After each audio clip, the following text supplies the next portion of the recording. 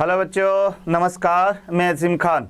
बेटे मोशन मंच पर आपका स्वागत है। और बेटे आज हमारा लेक्चर रहेगा बायोडाइवर्सिटी पार्ट 2 यानी जैव विविधता। तो बेटे प्रीवियस लेक्चर में आपने देखा होगा कि जैव विविधता होती क्या है बेटे, कि पृथ्वी के किसी भी आवास पर पौधे व जंतुओं में पाई जाने वाली विभिन्नताएं जो होती है, इन्हीं विभिन्नताओं को जैव विविधता कहते हैं। बेटे जैव विविधता जो है यह अलग अलग क्षेत्र में मौजूद जीवों की अलग अलग संख्या से हो सकती है, आनुवांशिकी रूप में हो सकती है, जातीय रूप में हो सकती है, या बेटे इकोलॉजिकली रूप में हो सकती है। या फिर आपने देखा होगा कि जो बायोडाइवर्सिटी है ये बेटे अल्फा बायोडाइवर्सिटी, बीटा बायोडाइवर्सिटी और गामा बायोडाइवर्सिटी के रूप में भी जानी जाती है। कई क्षेत्र ऐसे हैं बेटे, जैसे भारत का क्षेत्रफल की बात करें अपन तो विश्व के क्षेत्रफल का 2.4% ये माना जाता है और क्षेत्रफल की दृष्टि से भारत विश्व का 7वां स्थान रखता है। यहाँ अपन देखेंगे तो उष्ण कटिबंधीय वर्षा वनों के अंदर बेटे जैव विविधता सबसे ज्यादा देखने को मिलती है और रेगिस्तान वाला जो इलाका है वहां पर जैव विविधता कम होती है। उसके बाद में बेटे यहाँ पर अपन ने देखा कि कई सारी जातियां विलुप्त होने के कगार पर है, तो उनकी जानकारी लेना भी बहुत आवश्यक है। तो ये सारी चीजों को बेटे अपन यहाँ पर कंटिन्यू करेंगे। तो आज का हमारा टॉपिक रहेगा बायोडाइवर्सिटी पार्ट 2। तो आइए बेटे इसके बारे में डिस्कस करते हैं। तो यहाँ पर आपको याद रखना है कि बेटे बायोडाइवर्सिटी का जो है पैटर्न, यानी आज का जो टॉपिक है हमारा वह है बेटे यानी पैटर्न ऑफ द बायोडाइवर्सिटी, यानी बायोडाइवर्सिटी किस किस फॉर्म में यहाँ पर प्रेजेंट होगी। तो यहाँ पर पहला दे रखा है बेटे, ये होगा अक्षांशीय प्रवणता, यानी इसको आप कह सकते हो बेटे लेटीट्यूड ग्रेडियंट। अब इस ग्रेडियंट को पढ़ने से पहले बेटे आपको ये अर्थ का अक्षांश याद रखना है कि जैसे यहाँ पर बेटे ये तो है इक्वेटर, फिर जैसे जैसे अपन ऊपर चलेंगे तो बेटे यहाँ पर जैसे बात करें अपन ये इस तरह से बेटे ये अर्थ होती है, ये आपको भी पता है इस तरह से ये अर्थ है। तो बेटे यहाँ पर ये 0 डिग्री है तो ये 20 डिग्री, फिर यहाँ पर ये 40 डिग्री, ऐसे होते होते बेटे ये 180 डिग्री तक चलता है। ये यहाँ पर बेटे ध्यान रखना ये भूमध्य रेखा है, भूमध्य रेखा ये जो सबसे बीच में होते बेटे ये पृथ्वी की भूमध्य रेखा होती है। फिर यहाँ अपन चलेंगे तो यहाँ पर बेटे उष्ण कटिबंधीय वन आते हैं या उष्ण कटिबंधीय क्षेत्र, और से ऊपर चलेंगे बेटे तो ये यहाँ पर आता है यानी शीतोष्ण क्षेत्र। इस तरह से बेटे यहाँ पर ऊपर की तरफ बढ़ते जाते हैं, ये यहाँ पर ये एरिया इस तरह से आता है। तो यहाँ अपन देखेंगे कि जो भूमध्य रेखा होती है बेटे यहाँ पर गर्मी वगैरह ये अच्छी रहती है, तो यहाँ से ये सीधा, और जैसे जैसे अपन ध्रुवों की तरफ जाते जाते हैं वैसे वैसे बेटे तापमान कम होता जाता है। तो अधिकतर क्या देखने को मिलता है कि ये वाला जो एरिया है, ये वाला जो एरिया बेटे यहाँ से ये जिसको अपन कहेंगे उष्ण कटिबंधीय क्षेत्र, यानी इसको बोलेंगे अपन ट्रॉपिकल रीजन। तो इस जगह पर बेटे बायोडाइवर्सिटी ज्यादा होती है और जैसे जैसे बेटे अपन किस ओर आगे बढ़ते हैं यानी पोल की ओर आगे बढ़ते हैं बेटे, तो वैसे वैसे यहाँ पर बायोडाइवर्सिटी कम होती जाती है, क्योंकि ये यहाँ पर ये पोल हैं, ये साउथ पोल और नॉर्थ पोल की फॉर्म में ये पृथ्वी के 2 ध्रुव होते हैं, दक्षिण ध्रुव और उत्तर ध्रुव। तो अब इसको समझिएगा।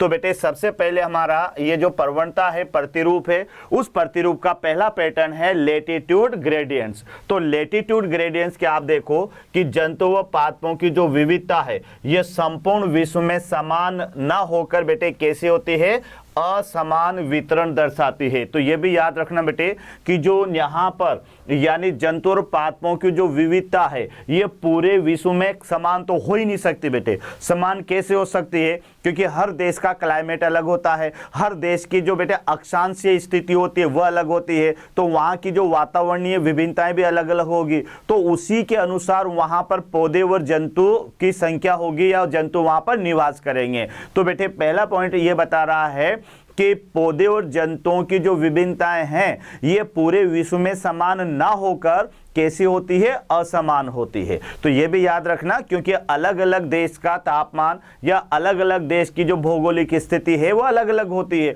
और उसी के आधार पर बेटे वहां पर जंतु और पादपों की संख्या पाई जाती है। आगे देखिएगा बेटे कि बहुत से जंतु व पौधे के समूह रोचक विविधता मिलती है, जिसमें मुख्य रूप से अक्षांशों पर विविधता, क्रमबद्ध प्रवणता या उतार चढ़ाव है। तो ये याद रखना बेटे, अक्षांशों पर विविधता। तो लेटीट्यूड और एटीट्यूड ये दो होते हैं बेटे, एक तो ऊंचाई होती है जिसे एटीट्यूड कहते हैं और एक अक्षांश होते हैं जिसे लेटीट्यूड कहते हैं। तो लेटीट्यूड बेटे डिग्री के रूप में माना जाता है। तो जैसे जैसे भूमध्य रेखा से अपन ध्रुवों की तरफ चलेंगे वैसे वैसे बेटे जो लेटीट्यूड है, अक्षांश है, वो बढ़ता जाएगा, कोण बढ़ता जाएगा। पहले 0 डिग्री है, फिर 20 डिग्री, फिर 30 डिग्री, 40 डिग्री, 50 डिग्री, 60 डिग्री, 70, 100 मतलब 80 डिग्री, 90 डिग्री तक ये चलता है। तो ये ध्यान रखना बेटे। तो ये अक्षांश है, जैसे जैसे आप इधर चलोगे तो ये यहाँ पर आपके यहाँ बदलता जाएगा, यानी अक्षांश। ये अक्षांश से बेटे ध्यान रखना, जिसको 20 डिग्री 40 डिग्री के रूप में देखा जाता है। तो यहाँ पर अक्षांशों पर विविधताओं का उतार चढ़ाव है। सामान्य देखो बेटे ये बहुत इंपॉर्टेंट है, सामान्य भूमध्य रेखा से ध्रुवों की ओर जाने पर जाति विविधता घटती जाती है। ये वर्ड याद करना बेटे, यानी जब अपन भूमध्य रेखा से, तो ये हमारे पास में ये इस जगह पर ये है बेटे भूमध्य रेखा, भूमध्य रेखा। तो भूमध्य रेखा से जैसे जैसा आप बेटे ध्रुवों की तरफ निकलेंगे, जैसे जैसे ध्रुवों की तरफ जाएंगे तो यहाँ पर बेटे एक पोल तो ये है, ध्यान रखना, पृथ्वी का, और दूसरा पोल ये है पृथ्वी का, ये पृथ्वी का पोल है। तो यहाँ आपको याद रखना है कि जैसे जैसे पृथ्वी के दोनों ध्रुवों की तरफ अपन बढ़ेंगे भूमध्य रेखा से, तो ये भूमध्य रेखा है, और भूमध्य रेखा से जब ध्रुवों की तरफ अपन आते जाएंगे तो फिर बेटे अपन क्या देखेंगे कि जातीय विविधता घटती जाती है। कारण क्या है? क्योंकि एक तो भूमध्य रेखा पर तापमान भी ज्यादा होगा और बेटे यहाँ पर वर्षा भी पर्याप्त मात्रा में होती है। जैसे जैसे अपन ध्रुवों की तरफ बढ़ते जाएंगे वैसे वैसे तापमान कम होता जाता है, और साथ में ध्रुवों पर तो आप जानते हो कि यहाँ पर तो पूरे साल बर्फ जमी रहती है, तो यहाँ ज्यादा जैव विविधता नहीं पाई जाएगी। तो सीधा सा मतलब है कि भूमध्य रेखा पर जैव विविधता सर्वाधिक होती है। और यहाँ पर कौन सा क्षेत्र आता है बेटे भूमध्य रेखा पर? तो भूमध्य रेखा पर जो क्षेत्र आता है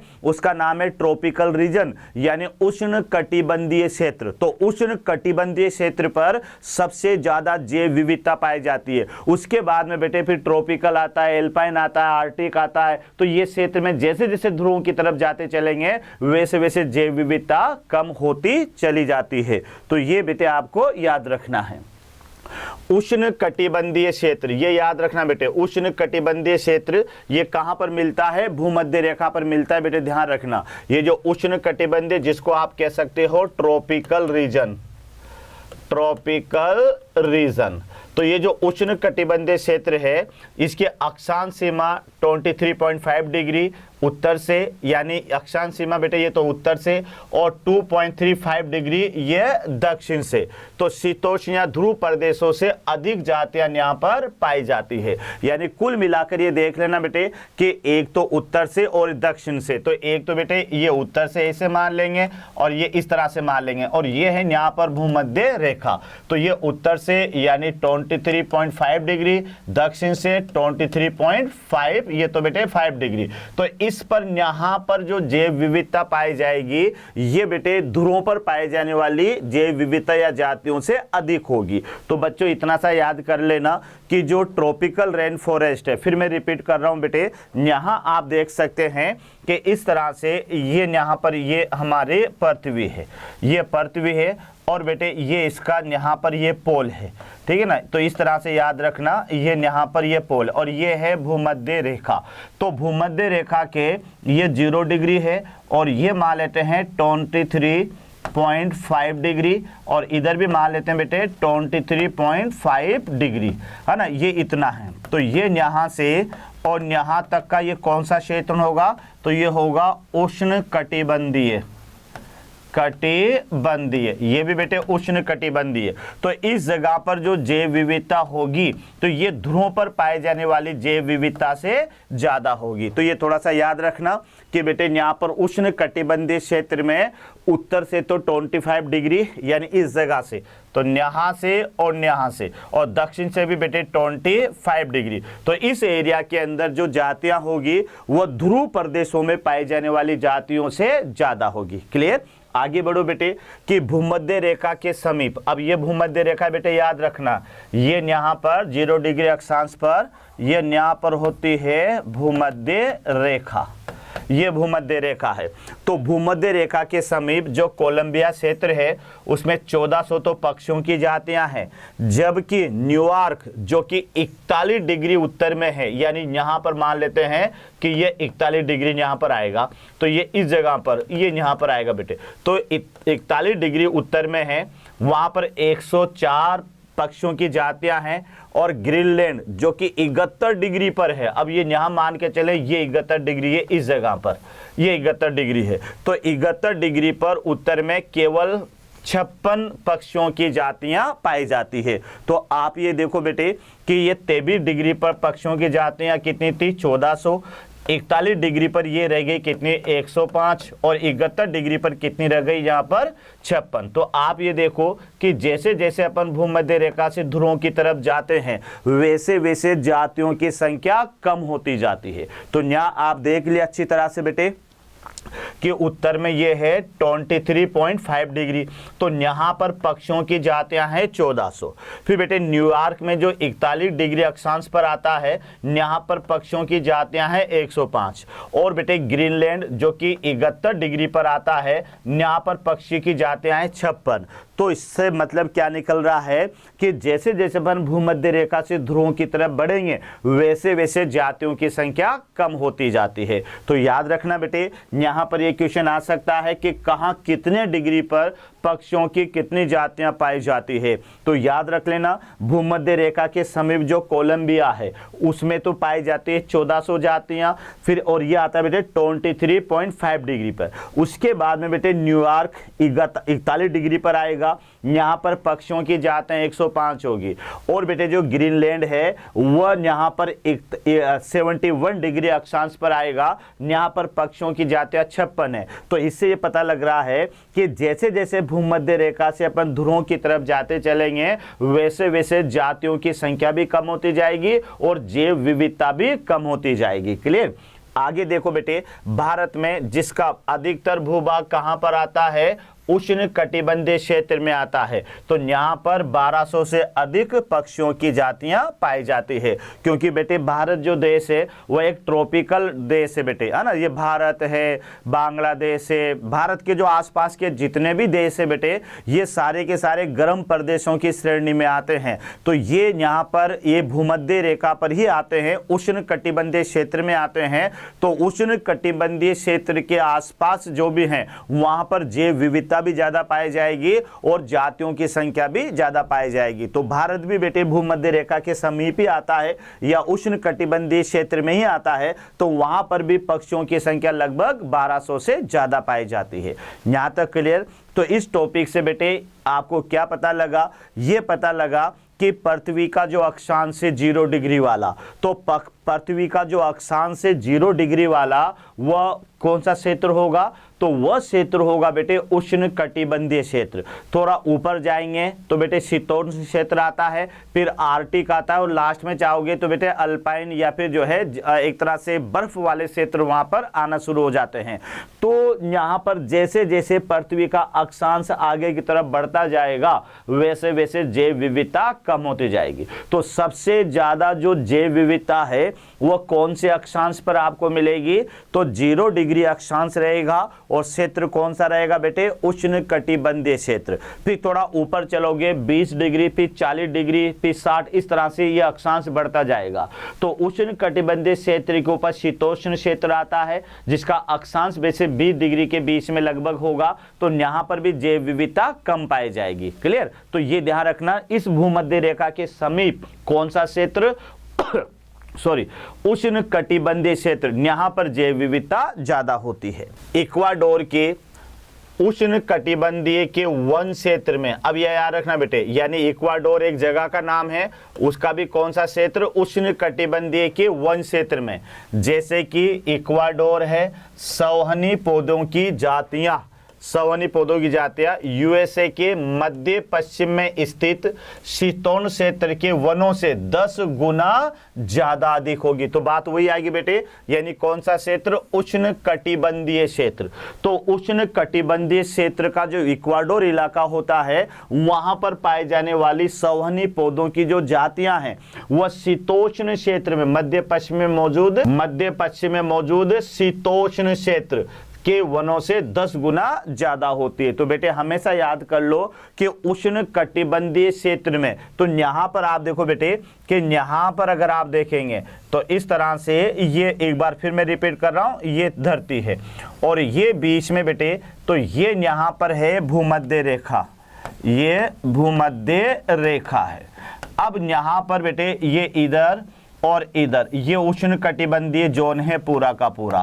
तो यहां पर जो संवहनी पौधों की संख्या है, और ये कौन सा क्षेत्र है, ट्रॉपिकल, ये ट्रॉपिकल जोन है। अब इधर देखोगे आप बेटे और यहां पर देखोगे, तो इसको जिसको मैं डॉट डॉट से बना रहा हूं, यहां पर ये वाला और ये वाला क्षेत्र, तो ये वाला दोनों क्षेत्र कौन से होंगे, ये टेम्परेट होंगे। टेम्परेट का माने होगा बेटे शीतोष्ण, टेम्परेट। तो यहां आप देखो कि इस इलाके में, तो ये वाला जो इलाका है, ये भी इलाका, ये ट्रॉपिकल वाला है, और ये वाला और ये वाला, तो ये तो 0 डिग्री है, फिर यहाँ पर ये 20 डिग्री है, फिर ये 40 डिग्री है, थोड़ा और आगे बढ़ेंगे बेटे तो ये 60 डिग्री, इस तरह से डिग्री के रूप में ये अक्षांश बढ़ता जाता है। तो यहाँ आपको ये बताया जा रहा है कि ये भूमध्य रेखा है, जो कौन सा क्षेत्र होगा यहाँ पर, उष्ण कटिबंधीय क्षेत्र। तो उष्ण कटिबंधीय क्षेत्र का जो इक्वाडोर है कि जो वन है, तो वन में बेटे हुए इक्वाडोर में मौजूद संवहनी पौधों की जो जातियों की संख्या है वह शीतोष्ण क्षेत्र से 10 गुना ज्यादा है, मतलब यहाँ पर कम है और इस जगह पर यह संख्या ज्यादा है। तो यह आपको याद रखना है। दक्षिणी अमेरिका के अमेजन उष्ण कटिबंधीय वर्षा वनों की जैव विविधता पृथ्वी पर सबसे अधिक होगी। तो बहुत ही इंपॉर्टेंट है बेटे, याद रखना, यानी उष्ण कटिबंधीय वर्षा वनों की जो बायोडायवर्सिटी है, ये बायोडायवर्सिटी पृथ्वी पर क्या है, सबसे ज्यादा। तो ये क्वेश्चन बेटे कई बार रिपीट हो गया, ध्यान रखना कि अगर क्वेश्चन आ जाए कि पृथ्वी पर कौन से क्षेत्र में बायोडायवर्सिटी सबसे ज्यादा होगी, तो हमेशा याद कर लेना कि जो क्षेत्र भूमध्य रेखा के नजदीक होगा वह क्षेत्र की बायोडायवर्सिटी सबसे ज्यादा होगी। तो बेटे भूमध्य रेखा के समीप कौन सा क्षेत्र आता है, उष्ण कटिबंधीय वर्षा वन आते हैं, यानी बेटे इन्हें कहते हो ट्रॉपिकल रेन फॉरेस्ट, यानी ये कहलाते हैं ट्रॉपिकल रेन फॉरेस्ट। तो ये जो कहलाएंगे, ये कहलाएंगे ट्रॉपिकल रेन फॉरेस्ट, यानी उष्ण कटिबंधीय वर्षा वन। तो इस धरती पर सबसे ज्यादा जो बायोडायवर्सिटी देखने को मिलेगी, ये बायोडायवर्सिटी मिलेगी बेटे उष्ण कटिबंधीय वर्षा वनों में। तो ये थोड़ा सा याद रखना, उष्ण कटिबंधीय वर्षा वनों के अंदर बायोडायवर्सिटी सबसे ज्यादा होती है। क्लियर? तो ये बेटे आपको यहां पर याद रखना है। आगे की अपन बात करें यहां पर, अब यहां पर बेटे कहां पर, ट्रॉपिकल रेन फॉरेस्ट, ये याद रखना, ट्रॉपिकल रेन फॉरेस्ट उष्ण कटिबंधीय वर्षा वनों में। तो 40,000 तो बेटे क्या पाई जाएगी, पादप की जातियां पाई जाएगी, और 3,000 मछलियों की जातियां पाई जाएगी, यानी फिश, और बेटे 1300 यहाँ पर बर्ड्स पाए जाएंगे, 727 यहाँ पर मैमल्स पाए जाएंगे, 727 ही बेटे यहाँ पर क्या पाए जाएंगे, उभयचारी। तो याद रखना मैमल्स और उभयचारी की जो संख्या होती है वो बिल्कुल बराबर है। अगर आपको याद हो बेटे, कल नेक्स्ट टर्न पे अपने ग्राफ देखा था, तो ग्राफ में मछलियों की संख्या तो सर्वाधिक थी, लेकिन मैमल्स और उभयचारी की जो संख्या थी वह बराबर थी। उसके अलावा बेटे यहाँ पर पक्षी की भी ज्यादा थी, रेप्टिलिया भी ज्यादा थे, और सरीसृप यहाँ थोड़ा सा कम रह जाते बेटे, 328 से 78 सरीसृप यहाँ पर मिलेंगे, लेकिन 1,25,000 से भी ज्यादा आपको इसमें क्या मिलेंगे, अकशेरुकी मिलेंगे। तो इसको अगर आप इस तरह से देखें बेटे यहाँ पर, तो यहाँ आप देख ले कि इस तरह से ये तो यहाँ पर तो मान लेते हैं बेटे फिश है, ठीक है, और इसमें इस जगह पर आप लो तो यहाँ पर बेटे ये फिश है। फिश के बाद में देखिएगा कि ये सपोज करो एम्फीबिया है और इतना ही यहाँ पर ये बेटे ये मैमल्स है, ठीक है, एम्फीबिया। और एम्फीबिया के बाद में फिर यहाँ पर आएगा बेटे तो ये आएगा रेप्टेलिया। रेप्टेलिया के बाद में बेटे ये यहाँ पर आ जाएगा एविस और फिर लास्ट में आ जाएगा मैमल्स। तो आप यहाँ देख लें कि ये संख्या किस तरह से है कि यहाँ आप देखो कि ये वाली जो संख्या है ये इतनी संख्या, ये मैमल्स की संख्या है और ये एम्फीबियन की संख्या है।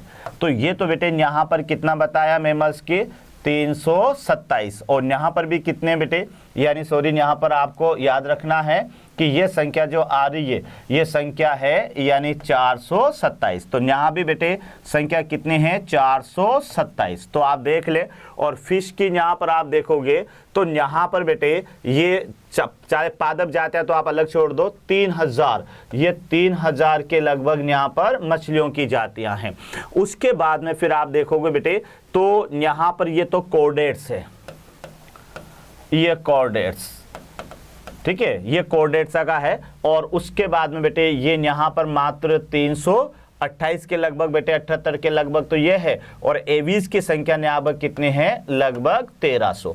तो इस तरह से आप देख सकते हैं ये कॉर्डेट्स का एक फ्लो चार्ट है। तो जिसमें आप देख रहे हैं कि मछलियों की संख्या कोर्डेटा में सबसे ज़्यादा होगी, उसके बाद में फिर बेटे एवीज की होगी, फिर एम्फीबिया और मैमल्स की बराबर होगी और सबसे कम किसकी होगी रेप्टेलिया की। तो ये बेटे एक फ्लो टेबल से आप याद कर सकते हैं।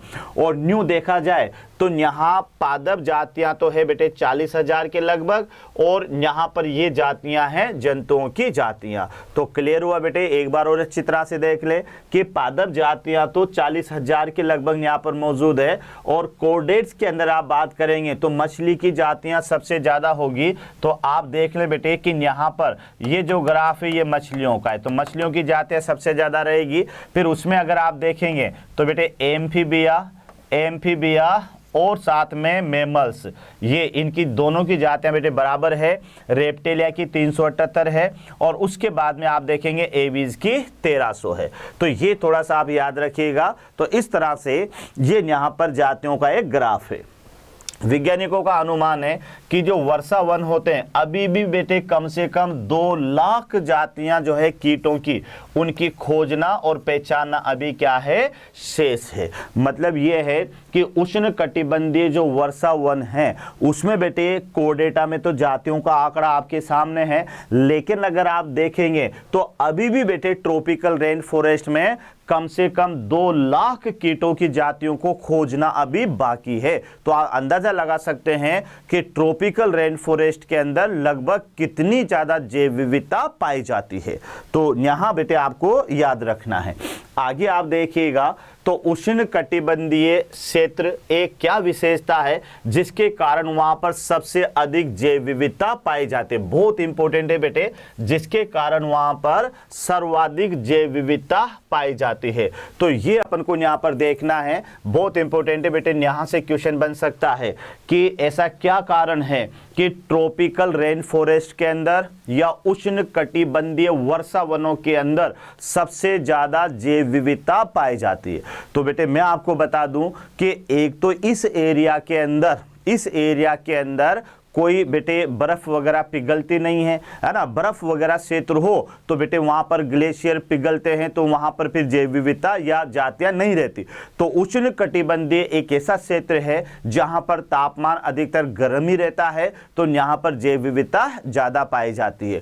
उसके अलावा बेटे यहाँ पर जो है वातावरणीय जो परिस्थितियां हैं वह भी जीवन के लिए उपयुक्त होती है ना।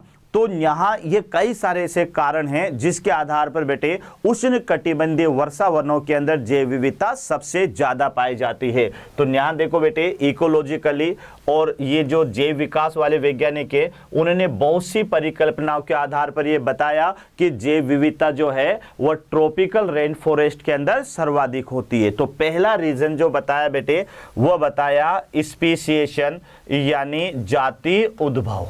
स्पीशिएशन। तो स्पीशिएशन यानी बेटे इसको जाति उद्भव भी कहते हैं, यानी नई जातियों का बनना या नई जातियों का विकास होना, इसे जाति उद्भव भी कहा जाता है। तो बेटे किसी भी पूर्वज जाति से अगर नई जाति बनती है तो इसे अब ये जाति उद्भव में तो बहुत लंबा समय लगता है, और बेटे तभी ये जाति उद्भव हो सकता है जहां की परिस्थितियां हमेशा समान हो।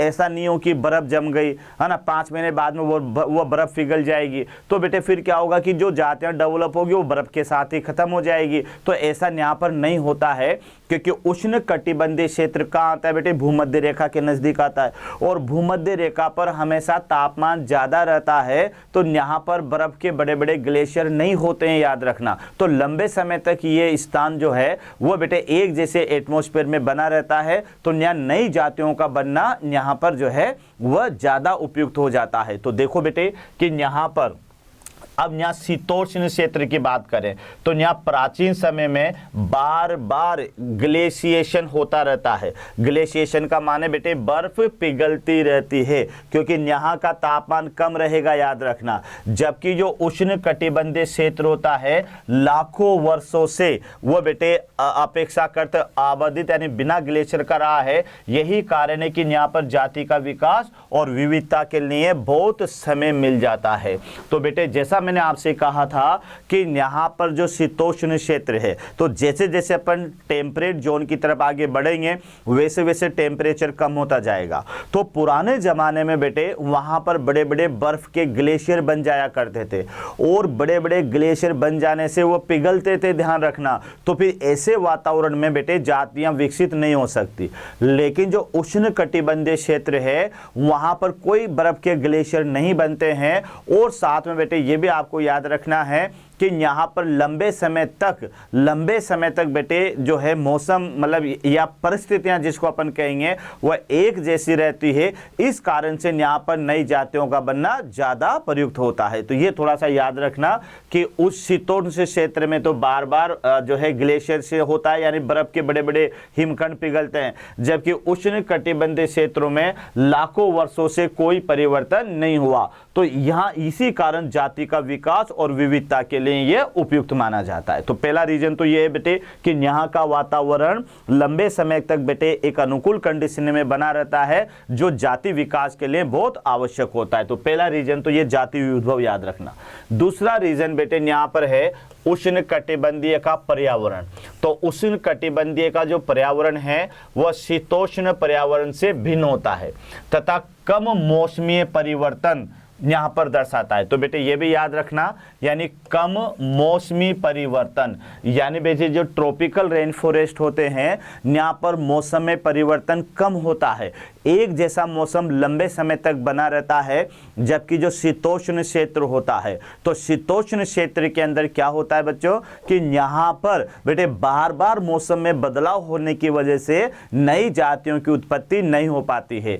तो फिर यहाँ पर याद रखना कि बेटे जो उष्ण कटिबंधीय क्षेत्र होते हैं यहाँ पर मौसम का जो परिवर्तन है ये शीतोष्ण क्षेत्र से कम रहता है। इस कारण यहाँ पर नई जातियां बनती है और यहाँ पर जैव विविधता ज्यादा पाई जाती है। क्लियर हुआ बेटे?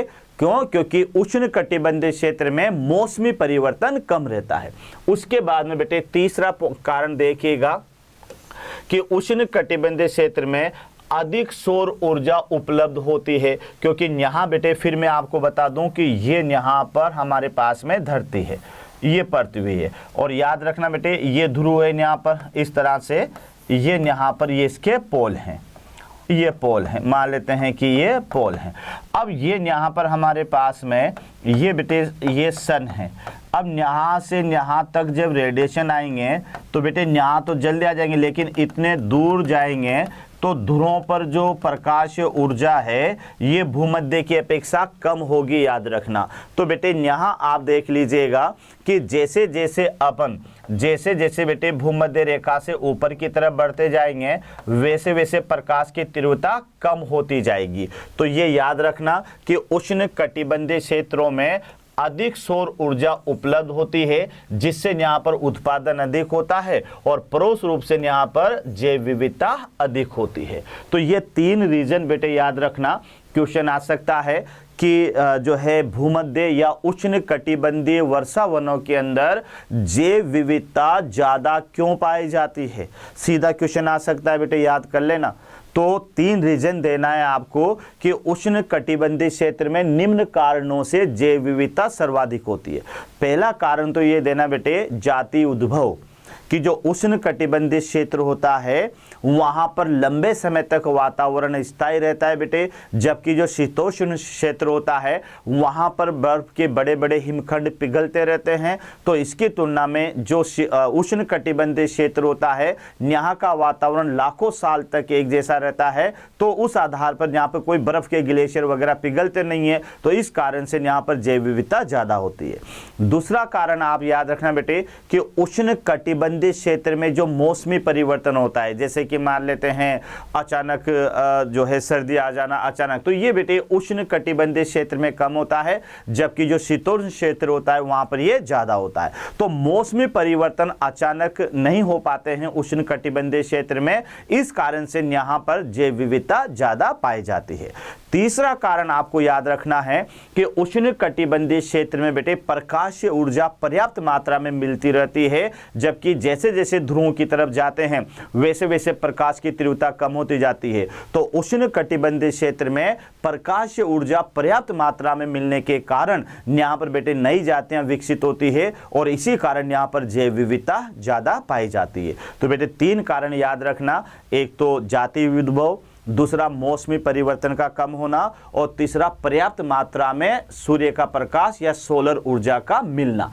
इन तीनों कारणों से बेटे जो उष्ण कटिबंधीय वर्षा वन होते हैं या ये क्षेत्र होता है, यहाँ पर जैव विविधता सर्वाधिक पाई जाती है। यहाँ तक क्लियर हुआ? आगे बढ़िएगा बेटे जातीय से। अब यहाँ पर अगला जो पार्ट आता है बेटे वो आता है जातीय क्षेत्र का संबंध, यानी अपन जैव विविधता के पैटर्न पढ़ रहे हैं बेटे। तो इन पैटर्न के अंदर अब हमारे पास में दूसरा पैटर्न शुरू हो गया और ये पैटर्न है जातीय क्षेत्र संबंध, यानी बेटे स्पीसीज एरिया रिलेशनशिप। तो ये याद रखना, इसे आप याद कर सकते हैं स्पीसीज एरिया रिलेशनशिप। तो ये थोड़ा सा याद रखना, जातीय क्षेत्र संबंध, यानी बेटे एरिया के अनुसार वहां पर जातीय एक्सप्लेनेशन या जातीय समृद्धि देखने को मिलेगी।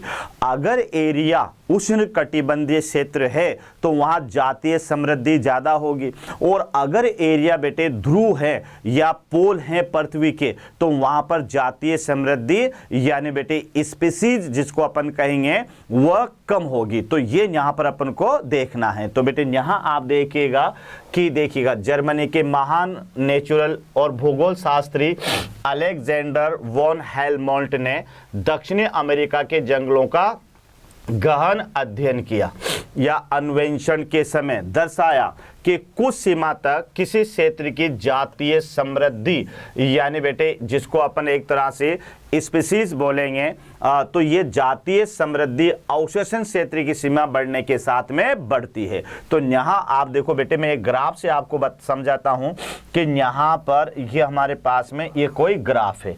अब एक तरफ तो बेटे ये तो जातीय समृद्धि है, यानी जातीय समृद्धि,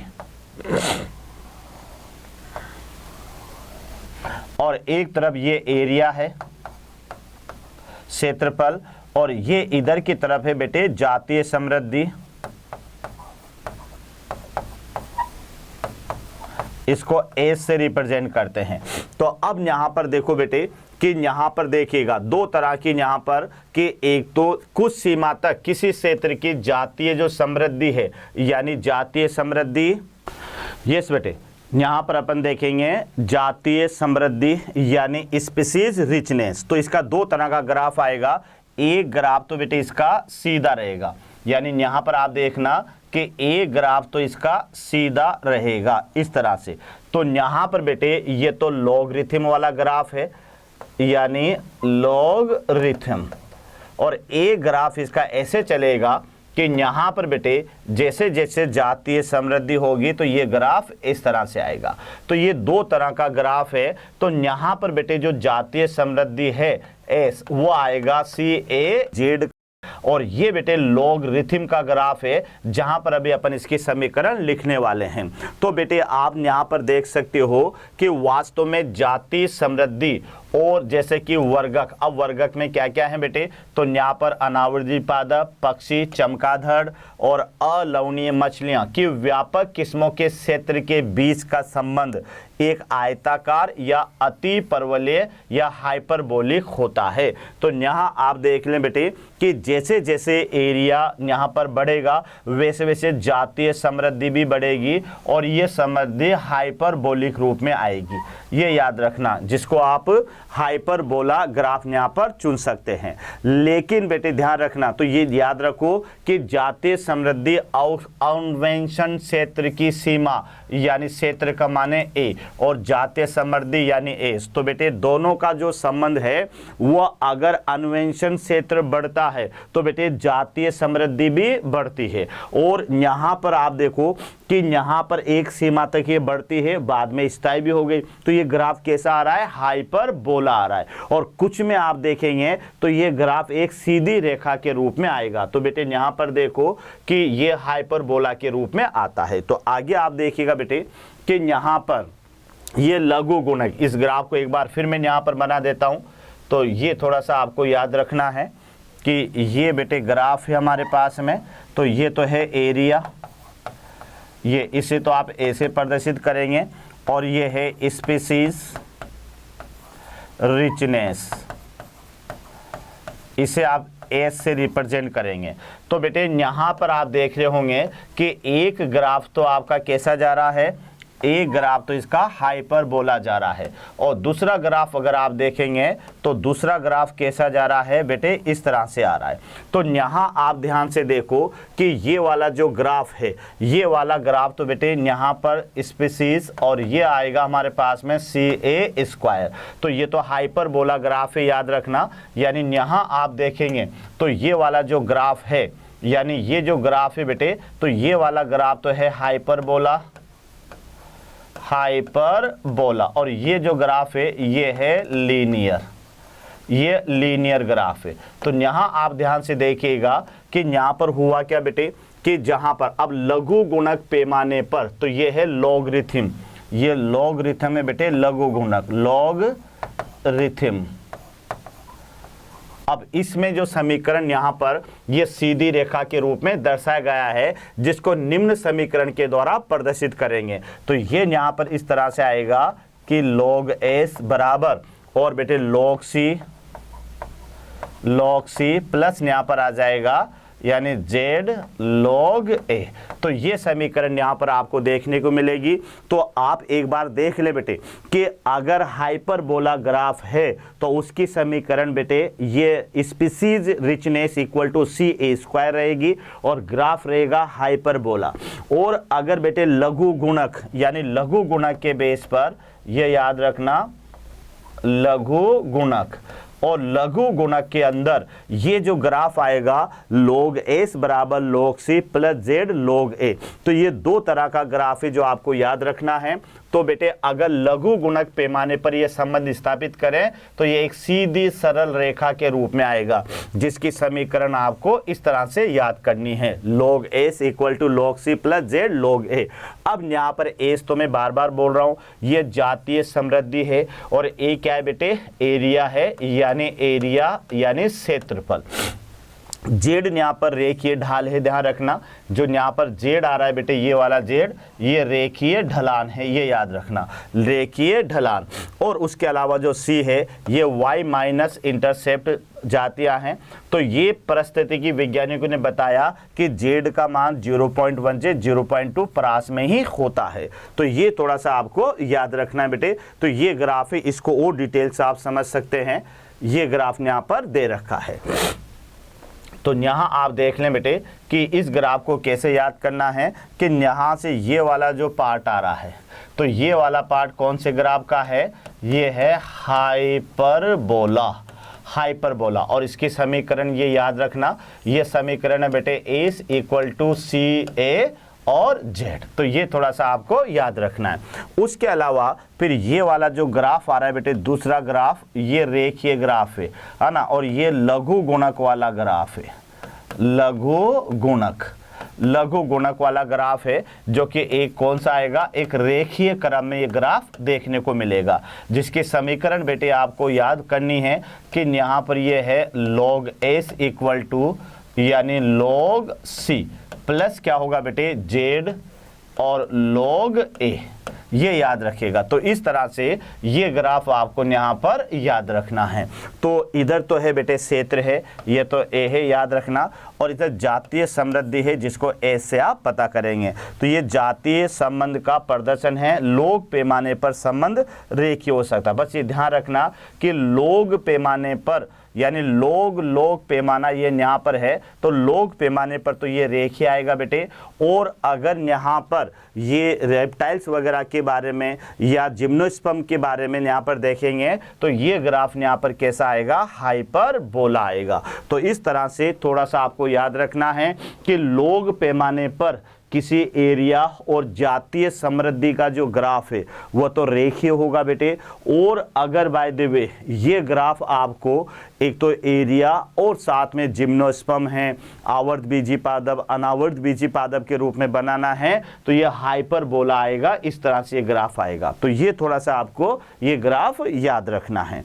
थोड़ा आगे बढ़े बेटे अपन, तो बेटे यहाँ पर आता है किसी समुदाय में। अब यहाँ पर आप देखिएगा कि किसी समुदाय में जातियों की संख्या इकोसिस्टम के कार्यों को वास्तव में प्रभावित करती है। तो ये भी आपको याद रखना है, किसी समुदाय में जातियों की संख्या, ये तो बिल्कुल आपको जानकारी भी होना चाहिए बेटे कि जिस इकोसिस्टम में जितनी ज़्यादा जातियों की संख्या पाई जाएगी वह इकोसिस्टम उतना ही ज़्यादा स्थायी होता है, क्योंकि बेटे जातियों की संख्या ज़्यादा होने की वजह से उस इकोसिस्टम की प्रोडक्टिविटी बढ़ेगी। तो ये थोड़ा सा याद रखना कि इकोसिस्टम में किसी समुदाय में जातियों की संख्या इकोसिस्टम के कार्यों को प्रभावित करती है, बिल्कुल करती है बेटे। यस, याद रखना। क्यों?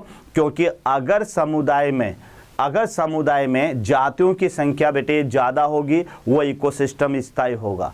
अगर समुदाय में जातियों की संख्या कम होगी तो वह इकोसिस्टम अस्थायी होगा, क्योंकि जातियों की संख्या बढ़ने के कारण उस इकोसिस्टम की प्रोडक्टिविटी बढ़ जाती है। तो याद कर लेना कि किसी भी समुदाय में मौजूद जैव विविधता यानी जातियों की संख्या, क्योंकि याद करना बेटे जातियों की संख्या ही जैव विविधता है, यानी जितनी ज़्यादा जातियों की संख्या होगी वहाँ उतनी ही ज़्यादा जैव विविधता होगी। तो न्यू याद कर लें कि किसी समुदाय में जितनी ज़्यादा जैव विविधता होगी बेटे इकोसिस्टम उतना ही ज़्यादा स्थिर या स्थायी होगा। तो कहने का मतलब ये हुआ कि समुदाय में मौजूद जातियों की संख्या या जैव विविधता इकोसिस्टम को प्रभावित करती है। क्लियर हुआ? आगे देखो बेटे कि जिस समुदाय में, देखो बेटे जैसे मैंने बताया था कि जिस समुदाय में अधिक जातियां होती है वह इकोसिस्टम कम जाति वाले समुदाय से अधिक स्थिर होता है। तो ये मैं आपको पहले भी बता चुका था बेटे कि जिस समुदाय में जातियों की संख्या ज़्यादा होगी वह इकोसिस्टम कम जाति वाले समुदाय के इकोसिस्टम से ज़्यादा स्थायी होगा। तो इसका मतलब ये हुआ कि इकोसिस्टम किसके डायरेक्ट प्रोपोर्शनल होगा? जातियों की संख्या के। तो ये याद रखना, जिस इकोसिस्टम में, यानी इतना सा याद रखने बेटे कि इकोसिस्टम डायरेक्ट प्रोपोर्शनल जातियों की संख्या। तो ये आपको याद रखना है बेटे, यानी ये पॉइंट आपको याद रखना है कि किसी भी समुदाय का जो इकोसिस्टम होगा वो बेटे किसके डायरेक्ट प्रोपोर्शनल होगा? जातियों की संख्या के।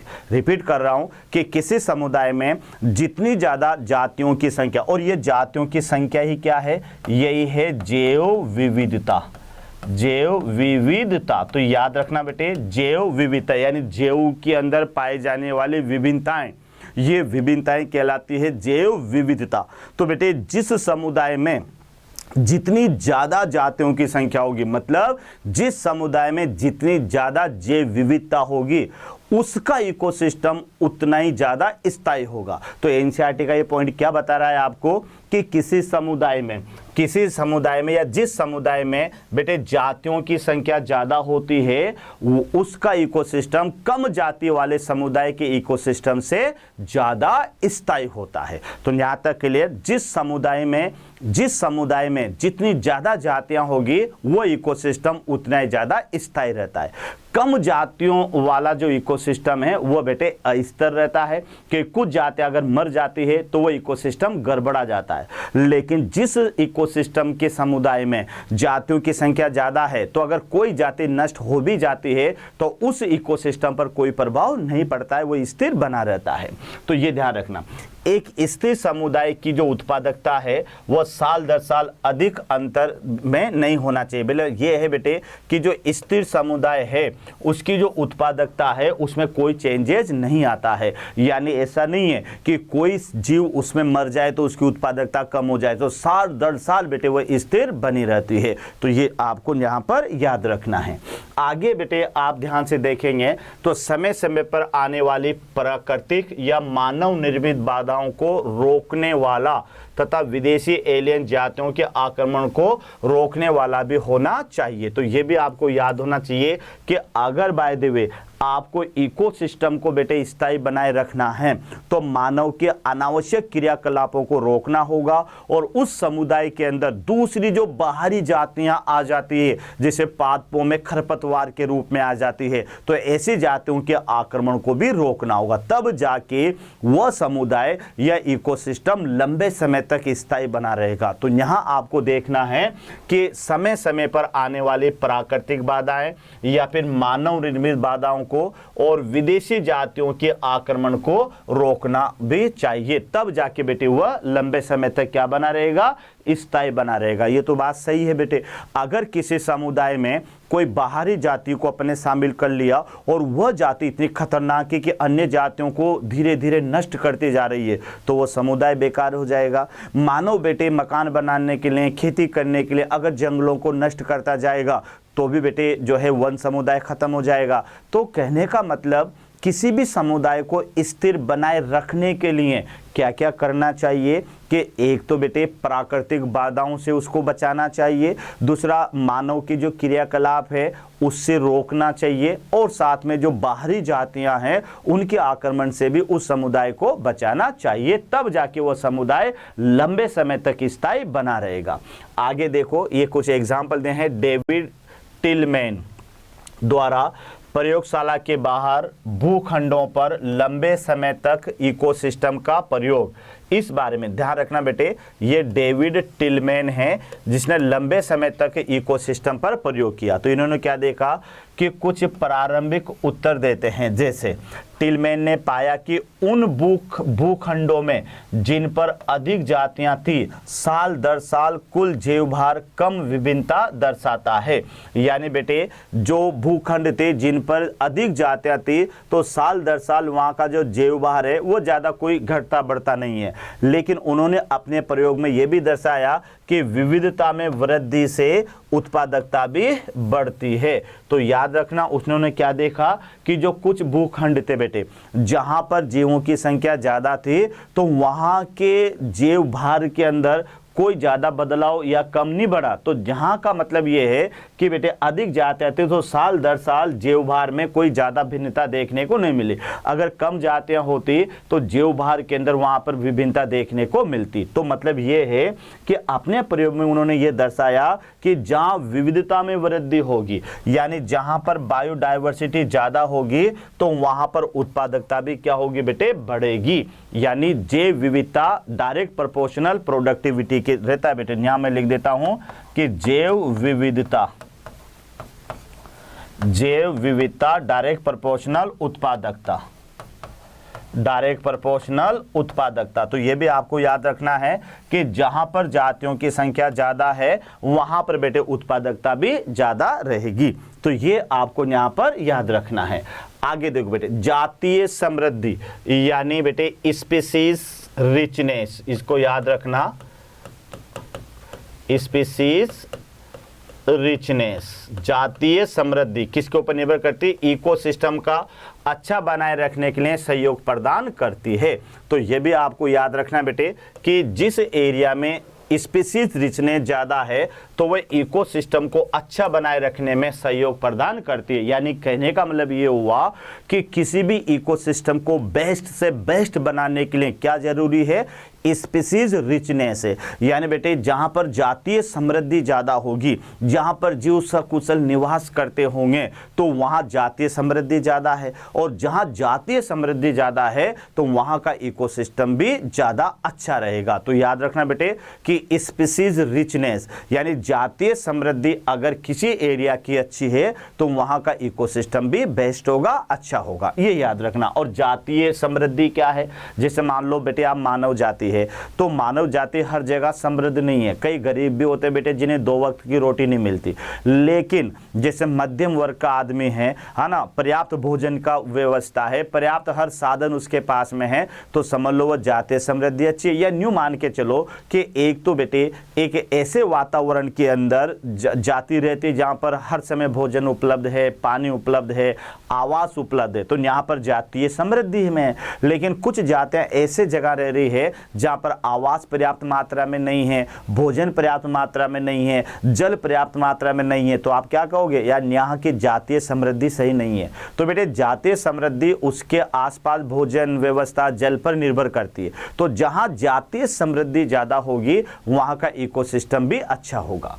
उसके बाद में देखो समृद्ध जैव विविधता केवल अच्छे इकोसिस्टम के लिए ही आवश्यक नहीं बल्कि मानव जीवन की जीवित रखने के लिए भी आवश्यक है। यानी बेटे ये ध्यान रखना कि जो जैव समृद्धि है या जैव विविधता है केवल इकोसिस्टम के लिए आवश्यक नहीं है। अगर कोई इकोसिस्टम बिगड़ जाएगा तो उसका सीधा असर मानव पर पड़ेगा बेटे, याद रखना। क्योंकि हम याद रखिएगा कि चाहे अनचाहे रूप में भी बेटे सबसे ज़्यादा अपन प्रकृति के ऊपर ही निर्भर रहते हैं। ठीक है बेटे हमारे पास में मकान है, गाड़ियाँ हैं, सब कुछ है, लेकिन वायु तो नहीं है ना हमारे पास में। वायु के ऊपर तो हमें पल पल बेटे किसके ऊपर निर्भर रहना पड़ता है, ऑक्सीजन पर। और ये ऑक्सीजन मिलती कहाँ से हमें, ये नेचर से मिलती है। तो कहने का मतलब ये है कि जो समृद्ध जैव विविधता है यानी अच्छी जैव विविधता है तो ये केवल इकोसिस्टम के लिए ही आवश्यक नहीं है, ये मानव के जीवन के लिए भी आवश्यक है। क्योंकि जितनी ज़्यादा अच्छी जैव विविधता होगी वहां पर बेटे प्रोडक्टिविटी ज़्यादा होगी, और प्रोडक्टिविटी ज़्यादा होगी तो बेटे मानव के लिए ये ज़्यादा जो है लाभप्रद होगी। तो ये याद रखना कि जो समृद्ध जैव विविधता है यानी अच्छी या रिचनेस बायोडाइवर्सिटी है वो इकोसिस्टम के लिए ही आवश्यक नहीं है, इकोसिस्टम के लिए तो है ही सही, लेकिन साथ में मानव जीवन के लिए भी वह बहुत आवश्यक होती है। तो ये भी बेटे आपको याद रखना है। कुछ जातियां लुप्त हो जाएं तो क्या वास्तव में हम इन पर प्रभाव पड़ेगा, तो पड़ेगा बेटे। कई जातियां लुप्त भी हो जाती है। तो पश्चिमी घाट के इकोसिस्टम में वृक्षों पर पाए जाने वाले मेंढक की जाति हमेशा के लिए विलुप्त हो जाए तो वहाँ क्या इकोसिस्टम कम क्रियाशील होंगे, तो बिल्कुल होंगे बेटे, क्योंकि मेंढक कीटों को खाते हैं, है ना, कीट पौधों को हानि पहुँचाते हैं। और अगर बेटे वहाँ पर मान लो मेंढक विलुप्त हो गए तो वह कीटों को खाना कम कर देंगे, कीटों को खाना कम कर देंगे तो कीटों की संख्या बढ़ेगी, कीटों की संख्या बढ़ेगी तो वो पादपों को हानि पहुँचाएंगे। तो कहने का मतलब अगर कोई जाति विलुप्त हो जाती है तो उसका कुछ न कुछ चाहे थोड़ा प्रभाव पड़े या ज़्यादा प्रभाव पड़े, लेकिन इकोसिस्टम पर इसका प्रभाव रहता है। तो ये थोड़ा यहाँ पर आपको याद रखना है। आगे यहाँ पर देखो बेटे, इन सीधे प्रश्नों का कोई उत्तर यहाँ पर नहीं है, लेकिन ये स्टैनफोर्ड के पारिस्थितिकी पॉल हेलरिक, ये ध्यान रखना बेटे, पॉल हेलरिक द्वारा की गई एक रिवेट पोपर परिकल्पना, ये याद रखना बेटे, हम एक सही विचार प्रस्तुत कर सकते हैं। तो ये यहाँ पर पॉल हेरलिक ने बेटे इसको दर्शाने के लिए, किसको दर्शाने के लिए, कि अगर किसी इकोसिस्टम से कोई जाति अगर विलुप्त हो जाती है तो क्या वह इकोसिस्टम पर कोई प्रभाव पड़ता है या नहीं पड़ता है, ये जानने के लिए पॉल हेरलिक ने एक परिकल्पना दी। तो परिकल्पना का नाम क्या है बेटे, मैं यहां दे देता हूं, परिकल्पना। तो हाइपोथेसिस का नाम है यानी रिवेट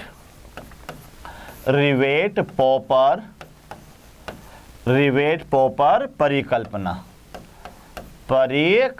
तो एक तो सीधा क्वेश्चन आ जाए कि ये रिवेट पोपर परिकल्पना किसके द्वारा दी गई, तो बेटे याद रखना इसको दिया गया यानी बाय, याद रखिएगा बेटे, पॉल हेलरिक, इसको दिया गया पॉल यानी हेरलिक। ये 2 पॉइंट तो याद रखना कि पॉल हेरलिक के द्वारा इसको दिया गया। अब इन्होंने क्या कहा कि इन्होंने अपना विचार प्रस्तुत किया कि एक वायुयान है, ये बेटे एरोप्लेन है, ये वायुयान है। तो वायुयान को यहां पर इसने क्या माना, इकोसिस्टम माना। ये याद रखना, वायुयान को क्या माना बेटे, इकोसिस्टम। और इसमें वायुयान को जोड़ने वाली जो कीलें हैं, जो कील है, इन कीलों को इन्होंने क्या माना, जातियां माना। इन कीलों को जातियां माना। अब बेटे याद रखो कि यहां पर मान लेते हैं कि ये हमारे पास में ये एरोप्लेन है, ये एरोप्लेन है, या इसको इधर में बना देता हूं कि यहां पर ये एरोप्लेन है। ये इधर देखिएगा कि बेटे यहां पर इस तरह से ये मान लेते हैं कि ये एरोप्लेन है, ये एरोप्लेन। तो यहां पर बेटे ये एरोप्लेन यहां पर उड़ रहा है, ठीक है, ये एरोप्लेन है। अब यहाँ पर और ये एरोप्लेन के जो पंख है ये इस तरह से कीलों से जुड़े हुए हैं, ये भी बेटे कीलों से जुड़ा हुआ है। और इसमें इस तरह से यहाँ पर कई सारी सीटें हैं विमान के अंदर, ठीक है ना, ये विमान है कोई सा भी, और ये सीटें हैं, ये भी यहाँ पर कीलों से जुड़ी हुई है। समझना आप इसको। अब इन्होंने क्या किया, तो बेटे एरोप्लेन है और एरोप्लेन पर ये यहाँ पर ये कील है, ये यहाँ पर ये कील को इसने क्या कहा, रिवेट कहा। ये ध्यान रखना, कील यानी कील को यहाँ पर क्या माना इसने, रिवेट। तो ये ध्यान रखना, रिवेट को क्या माना बेटे, कील माना। तो अब यहाँ पर देखना, मैं आपको पहले बता देता हूँ। तो कील यानी रिवेट, और रिवेट को इसने क्या माना, जातियाँ। तो आपको भी पता है कि इकोसिस्टम में क्या होते बेटे, कई सारी जातियाँ होती है। अब जैसा भी आपने क्या कहा कि अगर किसी इकोसिस्टम से कोई जाति विलुप्त हो जाती है तो उस इकोसिस्टम पर प्रभाव पड़ता है या नहीं पड़ता है, इसको जानकारी के लिए पॉल हेरलिक ने एक परिकल्पना प्रस्तुत की और उस परिकल्पना का नाम था रिवेट पोपर परिकल्पना। अब इसने ऐसे समझाया बेटे कि इकोसिस्टम के रूप में हमारे पास में कोई एरोप्लेन है।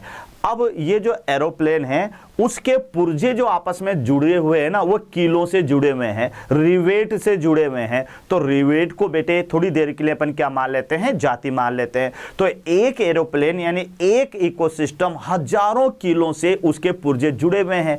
तो एक एरोप्लेन में बेटे हजारों कीले हैं, तो एक इकोसिस्टम में हजारों जातियां हैं, ठीक है। अब बेटे वहां पर जो यात्री उसमें यात्रा करते हैं वो ये जोड़ ले कि कोई भी यात्री आए और उसके एक कील को निकाल कर ले जाए, फिर अगला यात्री आए उसकी एक दूसरी कील को निकाल कर ले जाए। तो बेटे शुरुआती अवस्था में तो एरोप्लेन पर कोई प्रभाव नहीं पड़ेगा, लेकिन जब यह सिलसिला लगातार चलता रहेगा, कील का निकालने का मतलब है जाति का विलुप्त होना। तो बेटे शुरुआती अवस्था में अगर एरोप्लेन से 2-5 कीलें निकाल ली जाएगी तो एरोप्लेन पर कोई प्रभाव नहीं पड़ेगा, लेकिन धीरे धीरे जब कीलें निकलती जाएगी तो एक समय ऐसा आ जाएगा कि उस एरोप्लेन के हस्ती पंजर हिलने लग जाएंगे और वो अपने अस्तित्व को खो देगा, यानी भयावह कंडीशन में चला जाएगा। यही कारण यहां पर है कि अगर इकोसिस्टम में शुरुआती अवस्था में अगर कोई जातियां धीरे धीरे नष्ट हो रही है, विलुप्त हो रही है, तो शुरुआती अवस्थाओं में तो इकोसिस्टम पर कोई प्रभाव नहीं पड़ेगा, लेकिन बेटे एक विशेष समय के बाद में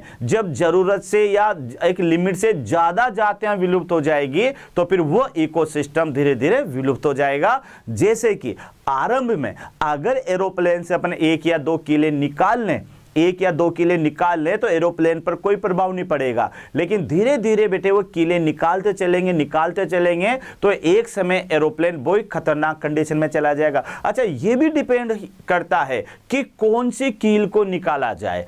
अगर बेटे आप उस एरोप्लेन के पंखों की कील को निकाल लोगे तो बेटे एरोप्लेन वहीं का वहीं जाम हो जाएगा, बशर्ते कि आप बैठने वाली सीट की कील को निकालो। अगर बैठने वाली सीट की कील को निकालोगे तो एरोप्लेन के चलने पर कोई प्रभाव नहीं पड़ेगा, वो चलता रहेगा। लेकिन अगर एरोप्लेन के पंखे की कील को आपने निकाल लिया तो फिर बेटे जब पंखा ही नहीं चलेगा, उसका इंजन ही नहीं चलेगा, तो फिर वो तो एरोप्लेन वहीं जाम हो जाएगा। तो ये भी याद रखना कि इकोसिस्टम में ये भी तय होता है कि कौन सी जाति नष्ट हो रही है।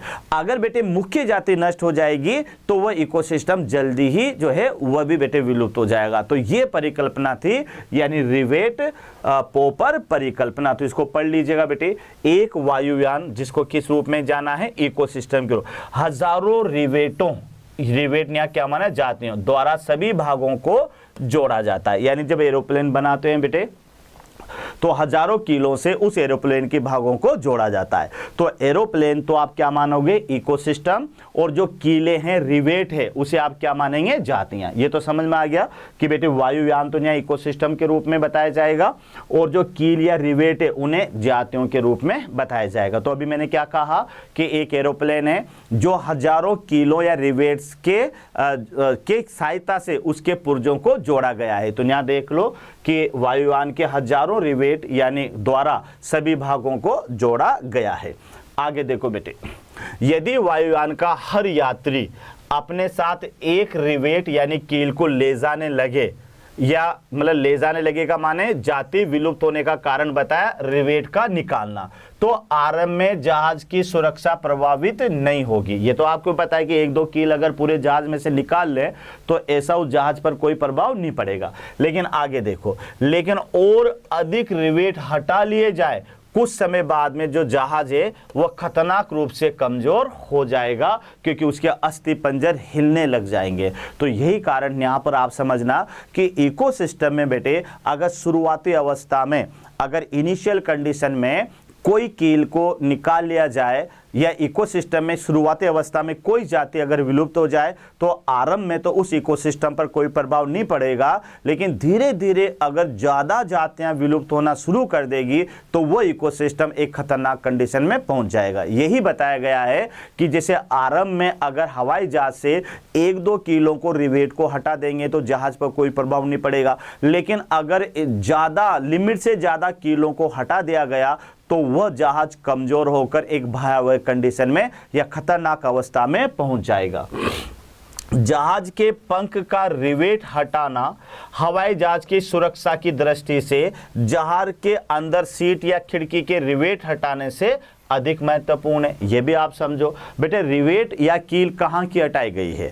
अगर आप बैठने की सीट या खिड़की की कील हटाते हो तो ये ज़्यादा खतरनाक नहीं होगी, किससे, अगर आप उसके पंखे की कील को हटा दोगे, क्योंकि पंखे की कील को अगर हटा दोगे तो पंखा ही नहीं चलेगा, इंजन नहीं चलेगा, तो फिर वो ज़्यादा खतरनाक है कि और जगह की कील को हटाओ। इससे क्या पता लग रहा है कि बेटे जाति कौन सी नष्ट हो रही है। अगर मेन जाति जिसके ऊपर इकोसिस्टम डिपेंड करता है अगर वह विलुप्त होती है तो इकोसिस्टम खतरनाक कंडीशन में चला जाएगा। तो यहाँ देखो बेटे कि जहाज के पंख का रिवेट हटाना, रिवेट माने कील, सुरक्षा की दृष्टि से बहुत महत्वपूर्ण है। किसकी तुलना में, कि अंदर या सीट खिड़कियों के रिवेट को हटाने से अधिक महत्वपूर्ण है। जहां जहाज के पंख का रिवेट इकोसिस्टम की मुख्य जातियों की तुलना की गई है, यानी जो जहाज का जो पंख का जो रिवेट है बेटे, ये इकोसिस्टम की मुख्य जाति से इसकी तुलना की गई है। यानी बेटे कुछ इकोसिस्टम में ऐसी जातियां होती है जिसके ऊपर इकोसिस्टम ज्यादा डिपेंड करता है। तो पंख की जो कील है वो इकोसिस्टम में पाई जाने वाली मुख्य जाति से उसकी तुलना की है, कि जिस तरह से एरोप्लेन के पंख की कील को अगर हटा देंगे तो वो एरोप्लेन बेटे फिर उड़ ही नहीं सकता, वो ज्यादा खतरनाक है उसके लिए। उसी तरह से इकोसिस्टम में अगर मुख्य जाति विलुप्त हो जाएगी तो वो इकोसिस्टम भी जल्दी ही खतरनाक कंडीशन में पहुंच जाएगा। तो ये बेटे इसके बारे में यहाँ पर बताया गया है। तो ये बेटे आज का टॉपिक था हमारा जिसको आपने पढ़ा, और ये टॉपिक था बेटे यानी जैव विविधता पार्ट 2। तो बेटे सारे के सारा टॉपिक यहाँ पर पढ़ने वाले हैं, और ये ऐसे टॉपिक है बेटे, एक तो थ्योरेटिकल टॉपिक है तो इसमें बेटे याद करना ही पड़ता है, इसमें कोई ज़्यादा कैलकुलेशन वगैरह नहीं लगानी पड़ती है। इस वजह से मैं आपको यही कहूँगा कि इस टॉपिक को बेटे ध्यान से सुने, ध्यान से देखें, और साथ में जो कठिन वर्ड हो उसको लिख लें पेन से कॉपी में, और फिर बार बार में उसको रिपीट करें, तब जाके बेटे ये टॉपिक आपको याद होंगे। ये एक बार में पढ़ने से, देखने से, सुनने से याद नहीं होते बेटे, क्योंकि थ्योरेटिकल टॉपिक है, इसमें कोई लॉजिक वगैरह ज़्यादा तो लगता नहीं है। बार बार इसको देखें और अच्छी तरह से समझ के इसको जो है याद करें, तो बेटे ये टॉपिक याद हो जाते हैं। और मैं आपको ये कहूँगा कि अधिकतर एग्जाम में जैसे बेटे नीट वगैरह में इन टॉपिकों में से क्वेश्चन ज़्यादा आते हैं, क्योंकि एग्जामिनर ये सोचता है कि मैं वहाँ से क्वेश्चन दूँ जहाँ पर बच्चे कम पढ़ते हैं। तो देखिए एक कहावत आपने सुनी होगी ना कि मेरी कश्ती डूबी वहाँ जहाँ पानी कम था। बच्चे क्या करते हैं बेटे कि इन टॉपिकों को मतलब एक तरह से वेस्ट टॉपिक समझ करके पढ़ते नहीं है। वो तो पढ़ेंगे human physiology, plant physiology, genetics पढ़ेंगे, है ना। लेकिन बेटे यहाँ से भी क्वेश्चन बनते हैं, तो इन टॉपिकों को भी आप ध्यान से पढ़ें और अच्छी तरह से पढ़ें, समझ कर पढ़ें। ओके बेटे, थैंक यू, धन्यवाद। आशा करता हूं हमारे टॉप एजुकेटर का यह लेक्चर आपको पसंद आया होगा। अगर पसंद आया है तो वीडियो को लाइक करिए, चैनल को सब्सक्राइब करिए और शेयर भी करिए, क्योंकि ज्ञान बांटने से बढ़ता है और सही बताऊं तो पुण्य भी मिलता है। मुझे सुनने के लिए बहुत बहुत धन्यवाद। Thank you.